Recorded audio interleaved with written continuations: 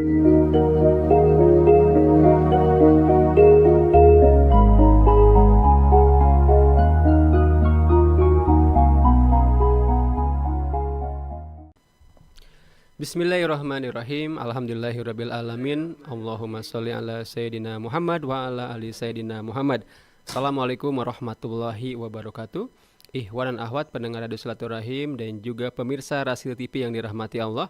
Alhamdulillah kita kembali berjumpa ikhwan akhwat di hari Kamis siang hari ini, tanggal 3 Rajab 1447 Hijriah atau tanggal 22 Januari 2026. Hadir kembali tausiah siang kajian tafsir Ibnu Katsir bersama Ustadz Umar Rashid Hasan yang alhamdulillah telah bergabung bersama kami, dan hari ini kita live via aplikasi Zoom ikhwan akhwat. Kita sapa Ustadz terlebih dahulu. Assalamualaikum warahmatullahi wabarakatuh Ustadz. Waalaikumsalam warahmatullahi wabarakatuh. Nak Fahri. Gimana kabarnya Ustadz, sehat ya? Alhamdulillah sehat walafiat di Majalengka. Hujan nih sudah sama Ustadz di sini juga. Alhamdulillah hujan deras dari pagi. Ini hampir 3 malam ini. Masya Allah. Kayaknya di seluruh Indonesia ya sama semua ya. Cuaca sedang bersedih kayaknya. Hujan terus. Masya Allah. Semoga jadi berkah kita semuanya Ustadz ya. Semoga hujannya berkah buat kita insya Allah. Amin ya rabbal alamin. Hari ini kita akan bersama-sama simak ikhwan akhwat pembahasan kajian tafsir Ibnu Katsir di Quran surat Al-Qasas ya. Al-Qasas ayat ke-83. Kita akan bersama-sama simak ikhwan akhwat, dan nanti yang ingin bergabung bertanya silahkan Anda bisa kirimkan melalui WhatsApp kami di 081119999720. Tak pada Ustaz. Jazakallah khair. Bismillahirrahmanirrahim. Assalamualaikum warahmatullahi wabarakatuh. Innal hamdalillah nahmaduhu wa nasta'inuhu wa nastaghfiruh wa na'udzu billahi min shururi anfusina wa min sayyiati a'malina. Man yahdihillahu fala mudhillalah wa man yudlil fala hadiyalah. Wa asyhadu an la ilaha illallah wahdahu la syarikalah wa asyhadu anna Muhammadan abduhu wa rasuluh. Allahumma salli ala Muhammadin wa ala alihi wa sahabati ajma'in, amma ba'd. Subhanaka la ilma lana illa ma 'allamtana innaka antal alimul hakim wa tub alaina innaka antat tawwabur rahim. Menghadapi musibah-musibah yang begini, yang beragam gitu kan. Nah, ini ketakwaan mereka, dan buat kita rakyat ini tidak usah ditanya tentang ketakwaan. Karena kita alhamdulillah hidup ini selalu dengan ujian-ujian yang berat yang memang di dalamnya kita harus bertakwa. Bertakwa yang dimaksud adalah bersabar di situ. Pada persoalan bertakwa ini bagi rakyat insya Allah tidak usah ditanyakan lagi lah. Tetapi masalahnya ini ketakwaan pada kalangan pemerintah. Bagaimana mereka harus bertakwa?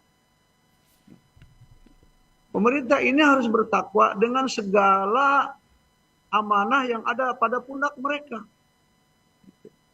Bertakwalah pemerintah pada Allah SWT dengan harus memberikan pada rakyat kebijaksanaan. Berikan kepada rakyat ini rasa ketenangan, rasa nyaman. Dan berikan pada rakyat ini kasih sayang. Nah, kasih sayang paling utama pada rakyat itu adalah apa? Adalah masalah etika, masalah perilaku. Gitu. Nah hari ini ikhwatal iman, na'udzubillah min dzalik, bukan hanya di Indonesia, di seluruh dunia. Gitu. Di seluruh dunia pada persoalan pemerintah ini sudah pun kita baca bersama, sifat-sifat mereka itu adalah tidak lebih daripada sifat orang bilang takabur, sombong, na'udzubillah.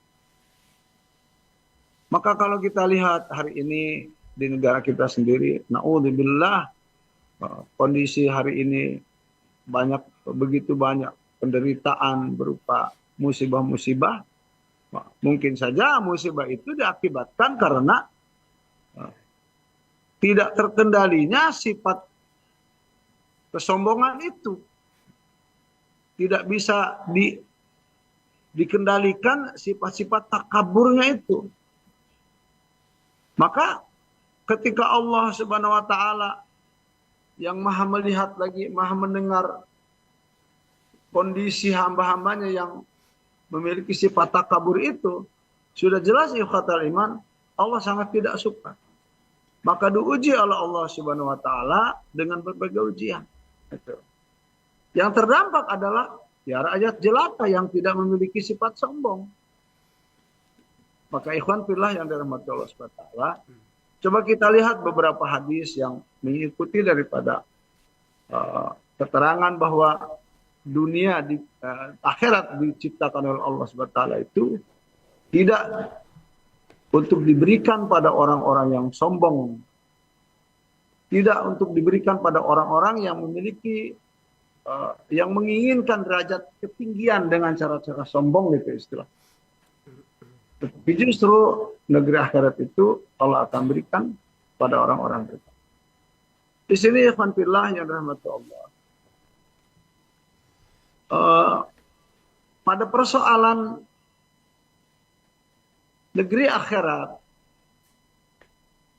jelas-jelas sudah kita mengerti tentang keadaan yang mungkin kita entah cepat atau lambat akan menghadapi masalah-masalah ini. Pada kenyataan hadis bahwa ujung-ujungnya hidup ini kan kita harus berpikir ya tentang masalah nasib kita nanti di akhirat.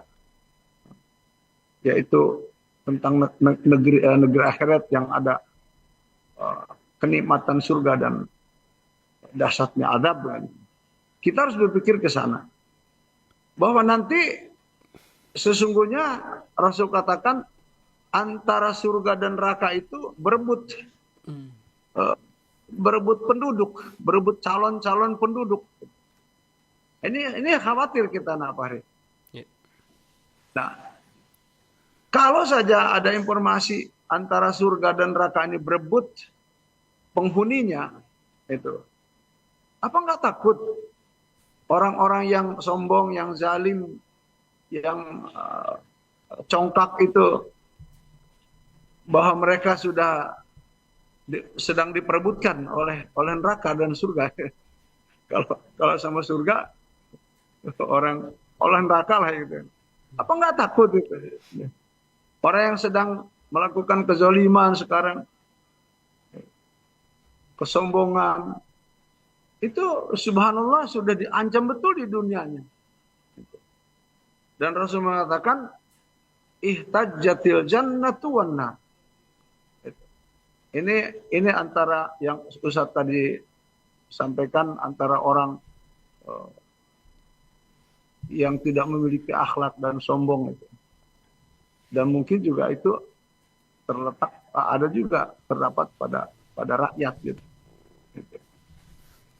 Tapi kebanyakannya dari orang-orang yang memiliki jabatan. Ihtajjatil jannatu wan nar. Surga dan neraka itu bertengkar. Ihtajat boleh dikatakan Ustaz mengatakan bertengkar ya. Berebut apalah bertengkar itu. Ya kan? Berebut penduduk kayaknya. Ihtajatil jannatu wan nar. Surga dan neraka bertengkar. Faqalatin nar. Neraka berkata, "Fiya al-jabbarun wal mutak."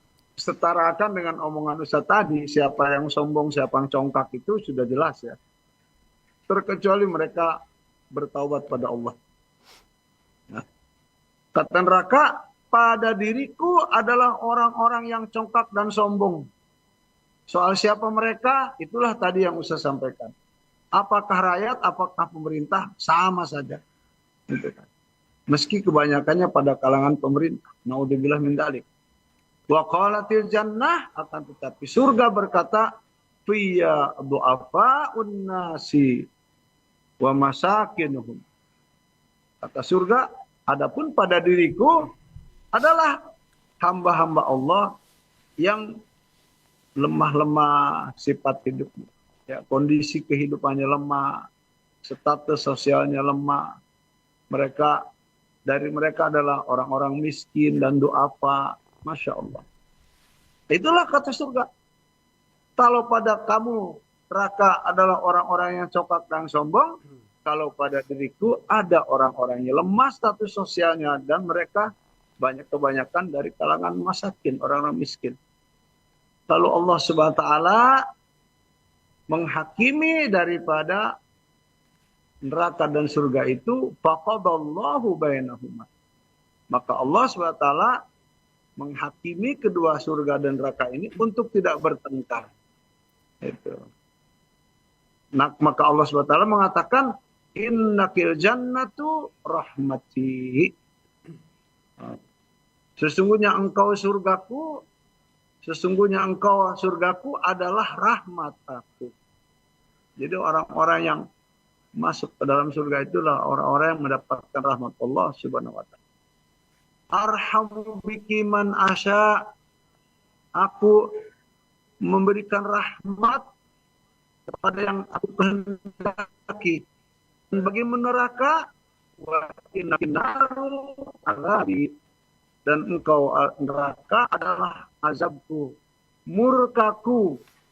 U'adzibu biki man asya. Azab dari hambaku itu yang aku kehendaki. Walikailkuma walikilaikuma alayya mil'uha.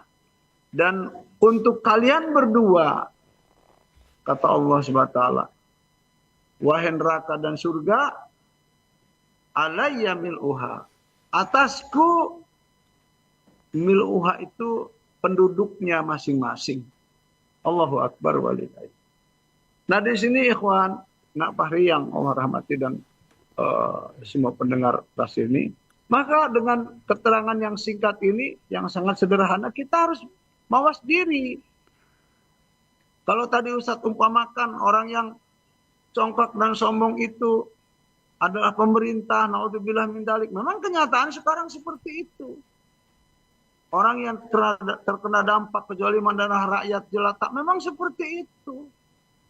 Enggak usah istilahnya kita mencari pembenaran kepada kondisi seperti ini dengan membabi buta sifatnya.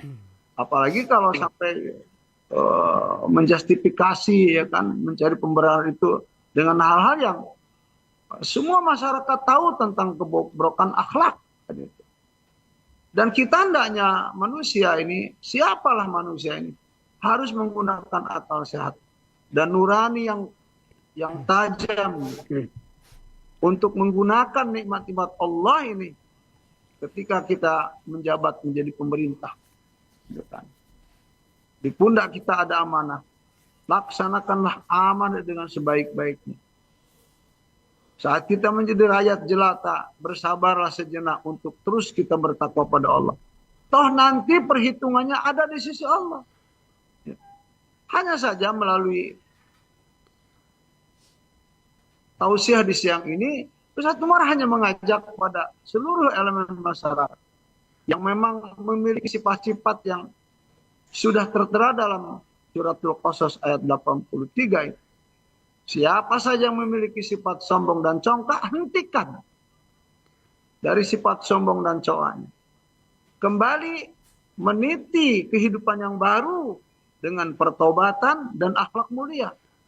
Kembali dengan mengakui bahwa kita ini manusia hamba Allah, tidak memiliki apa-apa saat hidup di dunia, terkecuali dengan apa yang Allah beri.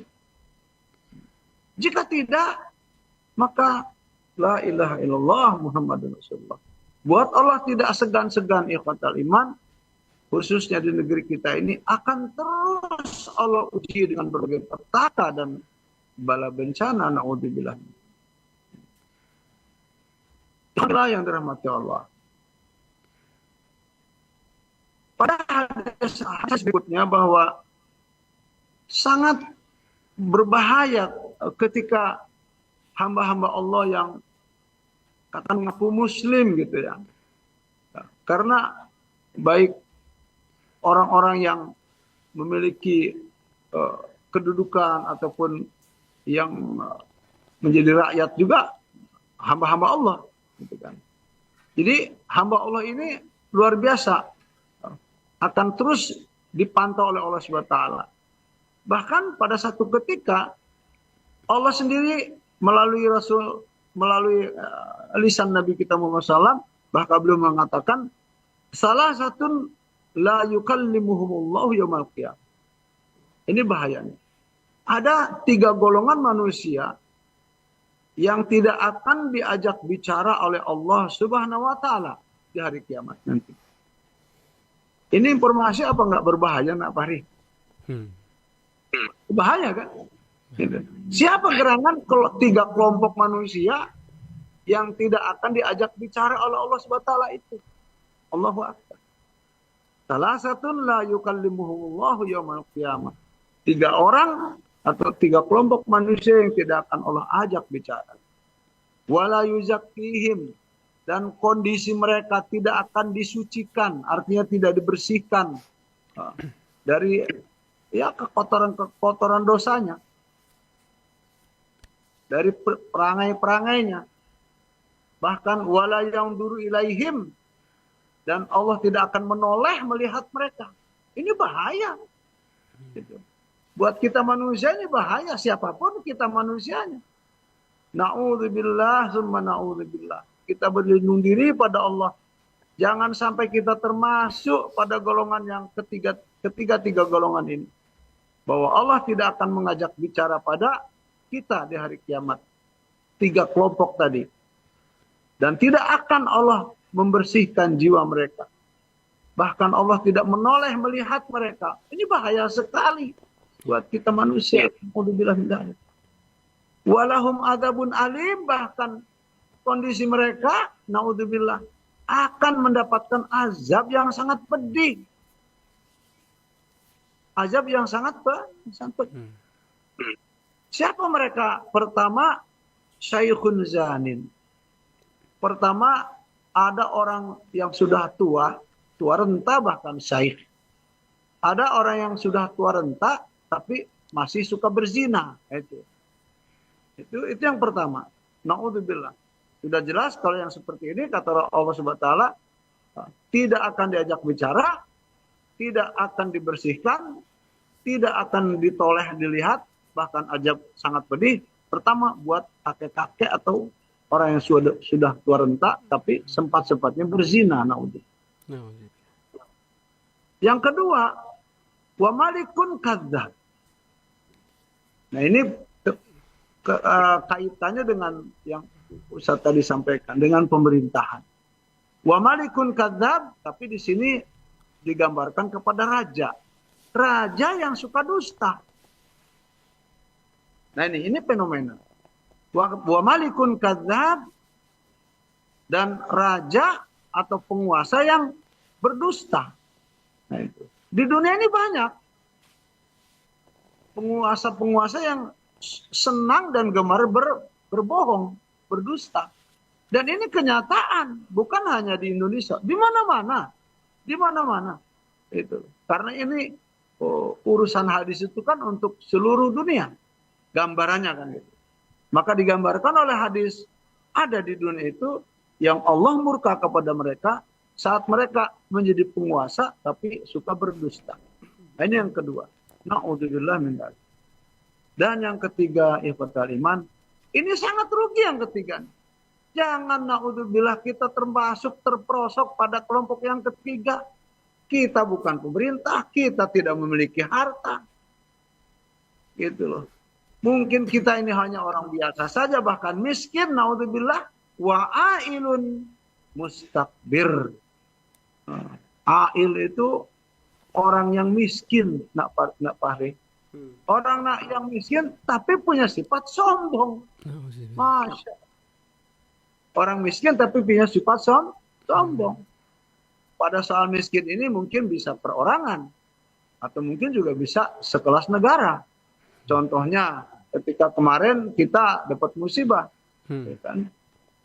Dibantu oleh orang luar negeri, ditolak. Amatir termasuk kepada yang ketiga juga untuk bentuk apa namanya, bukan manusia, bukan orang per orang kan gitu. Itu tapi bentuk negara miskin kok dibantu orang nggak mau bahkan nolak, takut bisa sombong kan gitu. Nah ini masalah ini kalau kita kaji, nah Fahri, melalui surat Al-Qasas ayat 83 tadi, maka bertepatanlah kita hari ini dengan ayat itu. Maka yang baik di antara kita adalah kembali berpikir sehat, ikhwatal iman. Ingat negeri akhirat itu suci bersih, dan Allah Subhanahu wa taala menyiapkan negeri akhirat itu, khususnya surga, bukan untuk orang-orang yang suka berdusta, suka bohong, suka menyiksa, menzalimi sesama. Bahkan mungkin kalau orang yang miskinnya tidak bertaubat itu wa'ailun mustakbir, bisa jadi yang ketiga tadi, orang yang miskin tapi dia sombong, termasuk orang-orang yang diancam oleh Allah Subhanahu wa taala, yang di akhiratnya dimasukkan pada 3 kelompok tadi. Ingat, 3 kelompok tadi adalah syaikhun zanin, orang tua tapi sempat berzina, wa malikun kadzab, dan penguasa yang suka berdusta, wa ailun mustakbir. Dan yang ketiga adalah orang-orang yang miskin namun memiliki sifat-sifat sombong. Na'udzubillah min dzalik. Ikhwan fillah yang dirahmati Allah. Tidak panjang Ustaz Umar memberikan tausiah di siang hari ini, hanya mengulas saja, mengingatkan pada masyarakat bahwa negeri akhirat itu Allah ciptakan bukan untuk orang-orang yang ingin mempunyai kedudukan di dunia yang tinggi namun salah saat mendapatkan posisi yang tingginya, gitu loh. Wa tilkad darul akhiratu naj'aluha lil ladzina la yuriduna uluwan fil ardi, bukan untuk orang-orang yang menginginkan kedudukan di muka bumi, bangga dengan amanah tapi salah kaprah. Wala fasadan, dan bukan untuk orang-orang yang suka melakukan kerusakan. Namun jelas Allah SWT menegaskan buat kita semuanya. Bahkan mungkin insya Allah Ta'ala surga itu buat orang-orang yang mendengarkan siaran rasil di mana saja berada, yang memiliki sifat tawadu, akhlak mulia, suka menolong, membantu dan sebagainya. Wal aqibatul muttaqin, itulah orang bertakwa yang Allah siapkan surga untuk mereka, orang-orang bertakwa.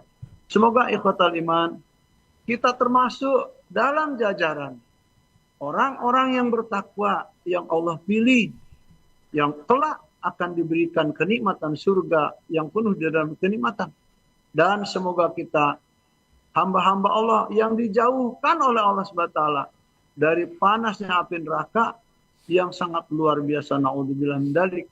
Dan semoga kiranya Allah Subhanahu wa taala memberikan kesempatan pada kita untuk mengevaluasi, memperbaiki diri kita dan semoga Allah memberikan rahmat pada kita dan memperbaiki diri kita. Amin ya rabbal alamin. Baik, demikianlah setelah kita bersama-sama simak Iwan Awad tausiah siang kajian tafsir Ibnu Katsir bersama Ustadz Umar Rashid Hasan.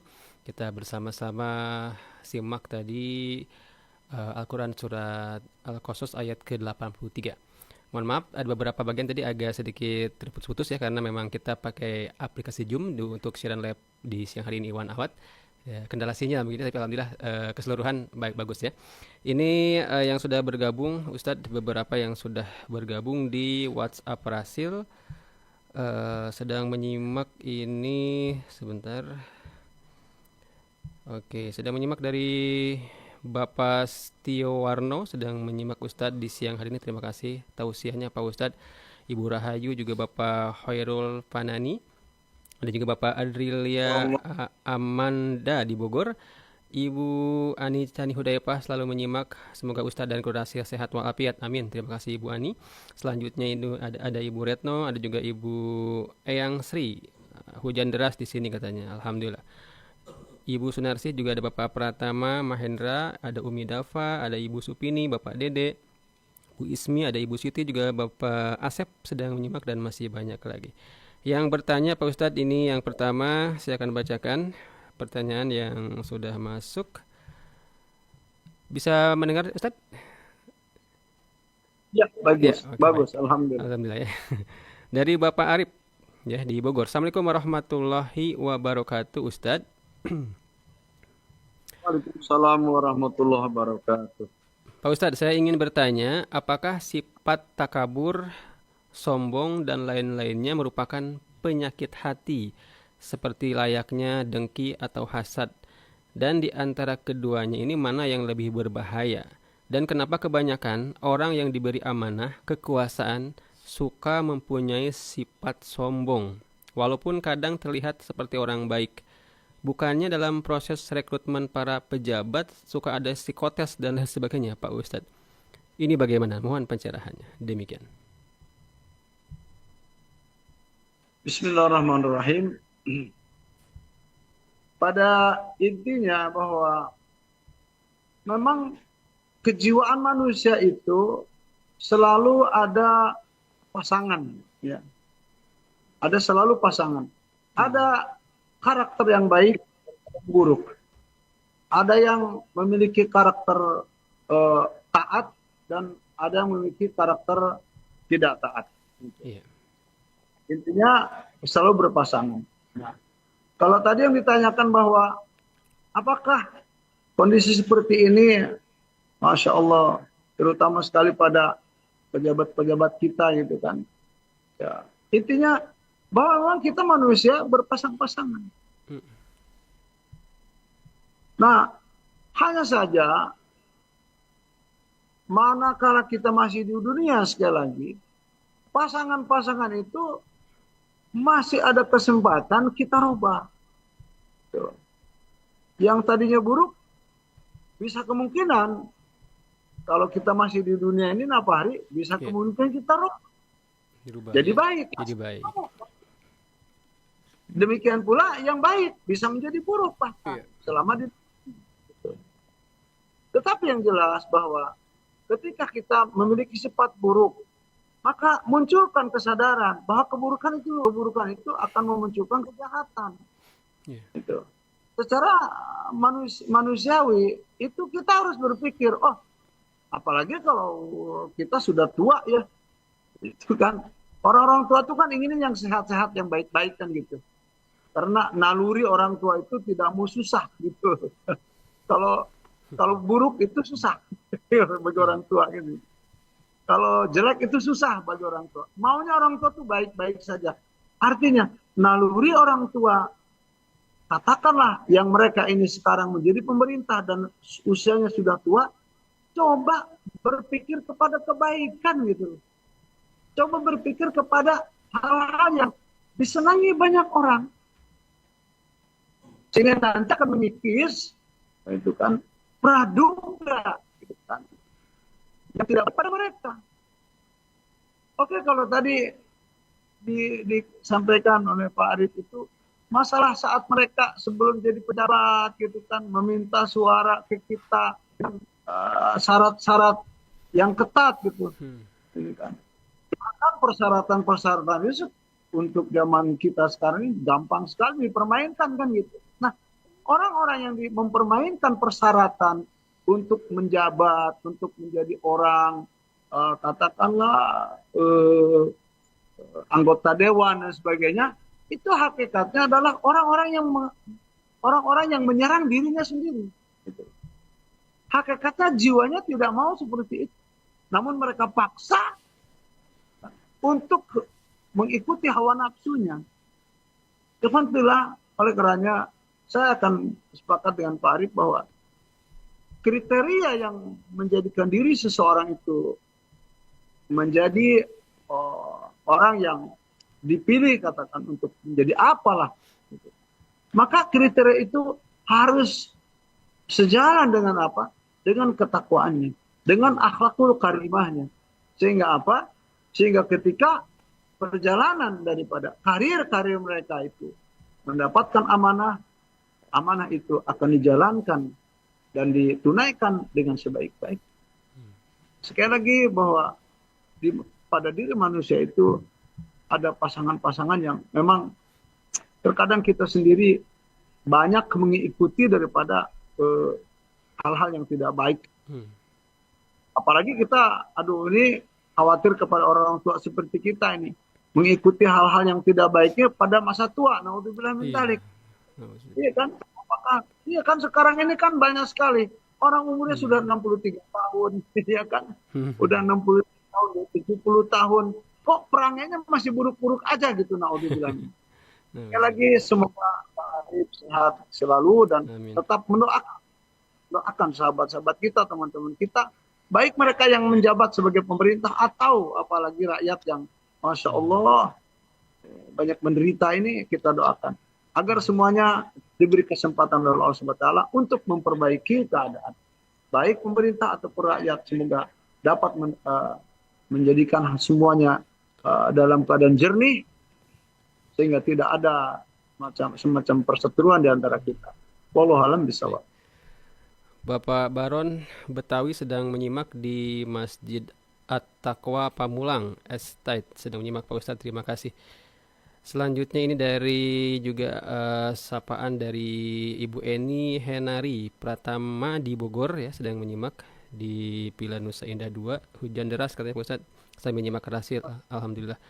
Selanjutnya dari Ibu Saidah juga, Ibu Haja Saidah sedang menyimak Ustadz Umar Rasyid Hasan, terima kasih tausiahnya Pak Ustadz. Saya ingin bertanya, apa perbedaan sifat antara juhud, waro, dan qanaah?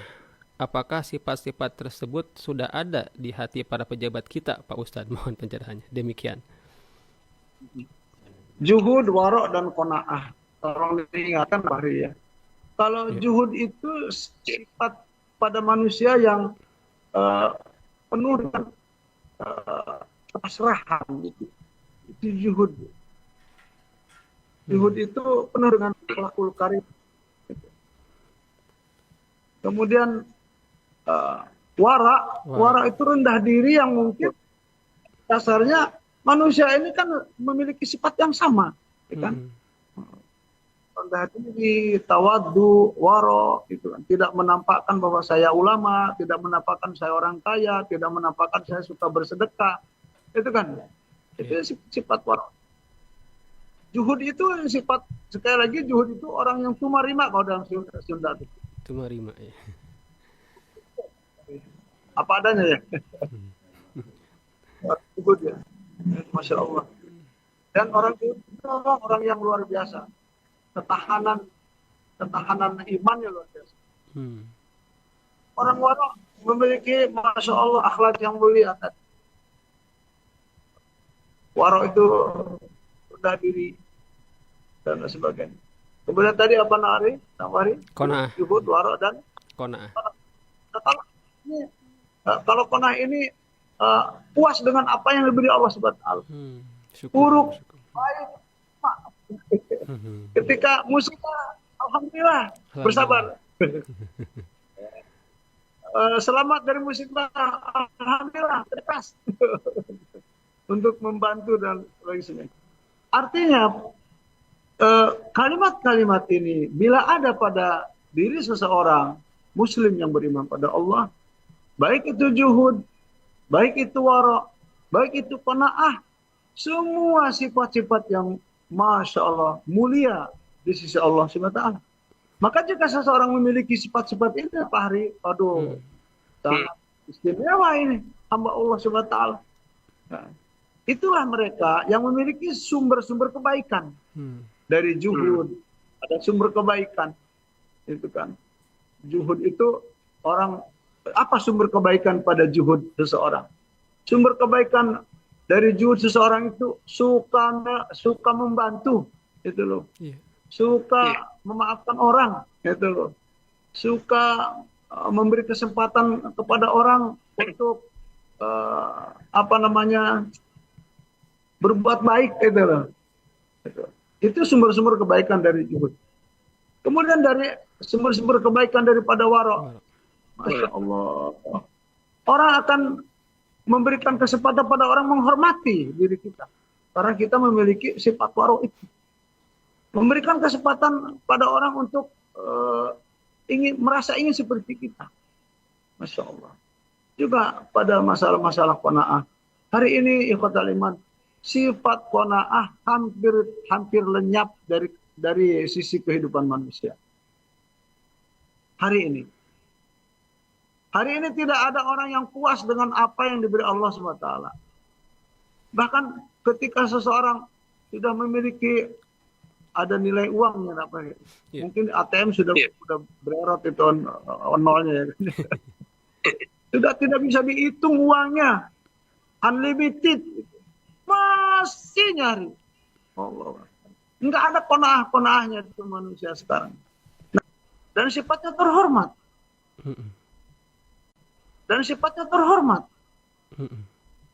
Kepala negara terhormat dan harus memiliki kehormatan. Namun jika tujuannya salah, maka tidak akan mungkin kehormatan dan kemuliaan itu akan dijumpainya. Itu loh. Berapa banyak sekarang yang tidak membicarakan Indonesia ya? Kalau kepala negara kan banyak. Yeah. Berapa yang menjadi kepala negara yang lepas kontrol, gitu loh.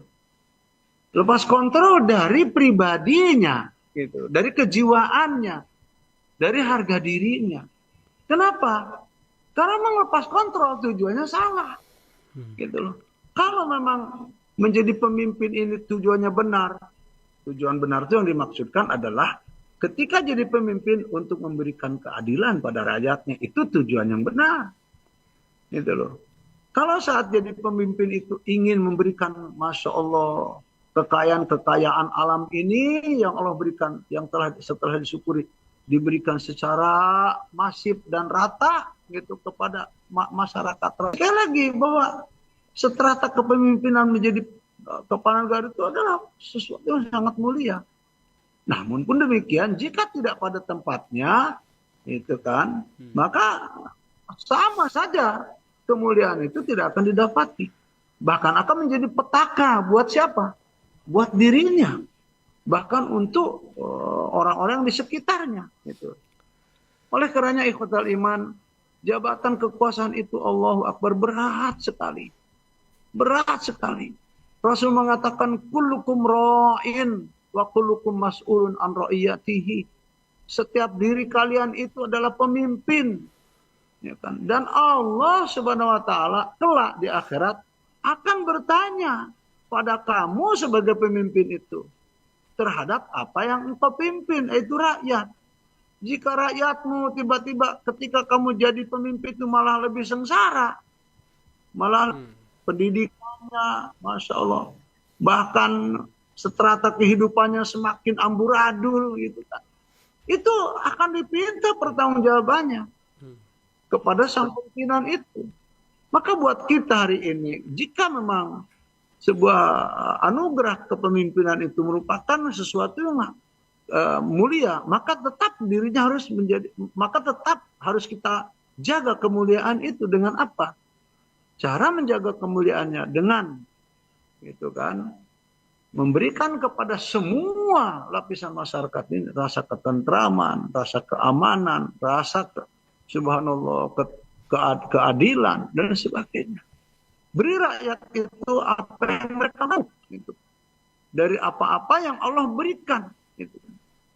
Untuk ibadah mereka nyaman, subhanallah. Untuk ibadah haji dan umrah tidak menjadi beban kan? Ini naudzubillah min dzalik, masalah haji saja diambil kan gitu. Nah, ini kan kacau. Ini kan pemimpin-pemimpin kayak begini yang tidak memiliki kehormatan kan gitu. Kehormatannya diobral sama mereka. Diobral dengan harga yang sangat murah. Hanya ingin dunia akhirnya. Naudzubillah min dzalik. Semoga di negeri ini, negeri tercinta kita Indonesia, ke depan memiliki, atau sekarang kita doakan, ya kan, memiliki pemimpin yang sayang pada rakyatnya, sayang pada apalah namanya jabatannya gitu, dan bertakwa pada Allah, sehingga mereka masih memiliki kemuliaan dan kehormatan dari Allah Subhanahu wa taala saat memiliki amanah itu. Kalau tidak ya silahkan saja menjadi pemerintah, tapi ingat bahwa satu ketika Allah akan bertanya kepada semua yang pernah menjabat, siapapun, jangankan pemerintah, jangankan presiden, kan RT RW saja, kelak di akhirat akan dipinta pertanggung jawabannya. Gimana kamu itu kan mengurus manusia sekelompok RT RW gitu kan. Diberi kebijakan seperti apa oleh kamu kan gitu. Apakah diberi kesulitan atau kemudahan gitu. Dimaafkan kesalahan mereka atau malah subhanallah diberi ancaman-ancaman. Itu Allah SWT menanya itu. Semoga semuanya dalam naungan Allah SWT, dan Allah SWT memberikan kesempatan pada kita agar kita memiliki pemimpin yang bijaksana dan adil serta bertakwa pada Allah SWT. Wallahu a'lam bishawab. Satu lagi Ustaz ya, yang masuk ini dari Bapak Tuan Baron Betawi ya. Assalamualaikum warahmatullahi wabarakatuh, Pak Ustadz. Assalamualaikum warahmatullahi wabarakatuh. Ustadz, kalau rakus dalam ibadah itu bagaimana? Seperti contohnya habis sholat dia ngaji, terus baca Quran lagi, ngaji lagi, sholat lagi. Apakah baik atau tidak itu Pak Ustadz? Dan sebaliknya kalau qanaah dalam ibadah bagaimana? Sholatnya jarang, ngaji nggak nambah-nambah, seadanya itu bagaimana? Mohon pencerahannya Pak Ustadz. Demikian. Kalimatnya harus dirubah kayaknya nih, rakus. Rakus. Qanaah dalam ibadah ya. Sebetulnya bukan rakus, tapi dia berkeinginan lebih banyak pahala yang didapat, gitu aja. Jadi bukan rakus ya Pak ya. Bisa saja seseorang karena keinginannya banyak, bahkan mungkin merasa tabungannya masih sedikit. Ya udah Pak ya. Kalau kita merasa tabungannya masih sedikit ya, bolehlah kita, wah nggak apa-apa lah istilahnya rakus ibadah. Duha gitu kan, 12 rakaat sudah dilakukan. Zikir sudah dilakukan, istighfar sudah 100 kali lebih gitu kan. Baca Quran, Masya Allah, 1 hari 1 juz, ibarat bahkan lebih gitu kan. Masuk zuhur, sebelum zuhur sudah wudhu, sudah bersimpuh gitu kan. Di tempat sholat, demikian asar, demikian. Sebetulnya enggak ada halangan, tidak ada larangan pula untuk kita memperbanyak ibadah-ibadah itu, gitu loh. Tapi tidak juga selaras dengan kalimat rakus ya dalam ibadah. Orang yang tamak pada sesuatu yang buruk. Tapi merupakan upaya kita untuk memperbanyak pundi-pundi pahala dengan memperbanyak ibadah. Itu sangat-sangat dianjurkan. Sangat-sangat dianjurkan. Nah, sekarang ada kalimat juga tadi qanaah. Saya mah qanaah. 2 rakaat aja lah. Gitu ya. Qanaah saya mah enggak usah puasa Senin Kamis. Yang penting saya menjaga mulut tidak kalau orang lain gitu kan. Saya qanaah aja dengan apa adanya walaupun sedikit. Itu silakan aja ya kan. Qanaah dengan yang sedikit, namun jangan sampai yang sedikit ini malah dirusak dengan apa? Ya, dengan apa istilahnya orang bilang ketinggalan kebaikan oleh orang-orang yang subhanallah banyak ibadahnya pada Allah Subhanahu wa taala gitu kan. Kalau orang memang semampunya dalam ibadah enggak ada larangan.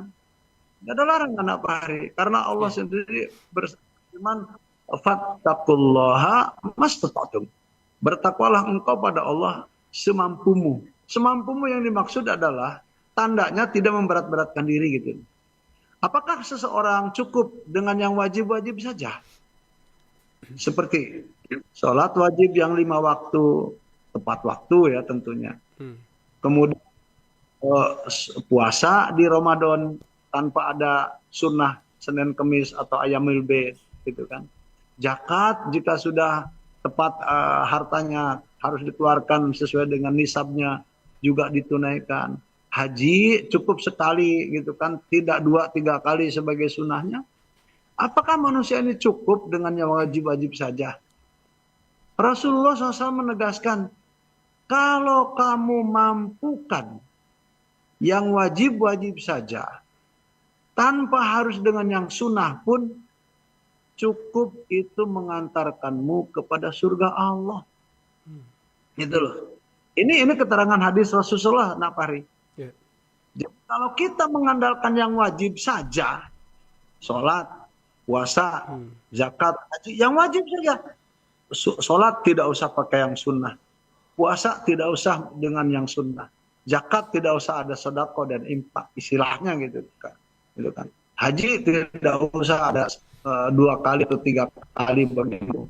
Yang wajib itu cukup mengantarkan kita ke dalam surga Allah Subhanahu wa taala. Itu pun jika dilakukannya dengan memenuhi rukun, syarat, wajib, sunnahnya. Itu insya Allah cukup. Gitu. Tetapi ingat bahwa surga Allah itu berderajat-derajat.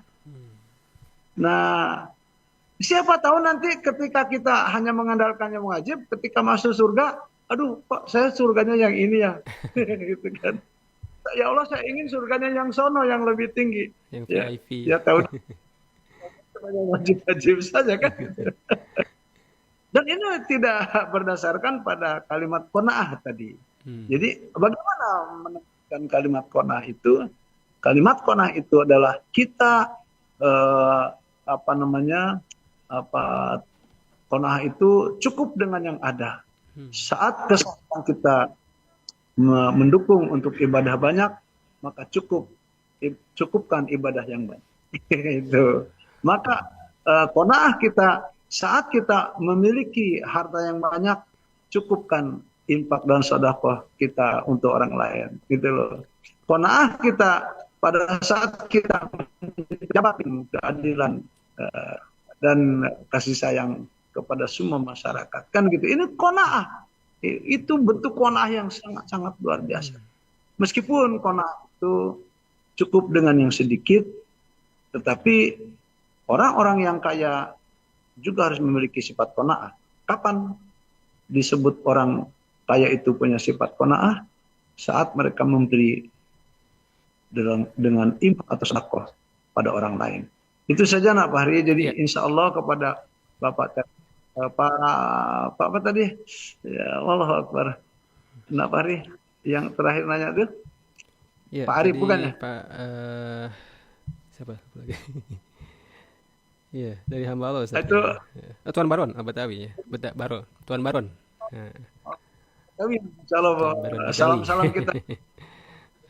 Jadi Pak Baron, semoga kalimat itu tidak menjadi beban buat kita ya.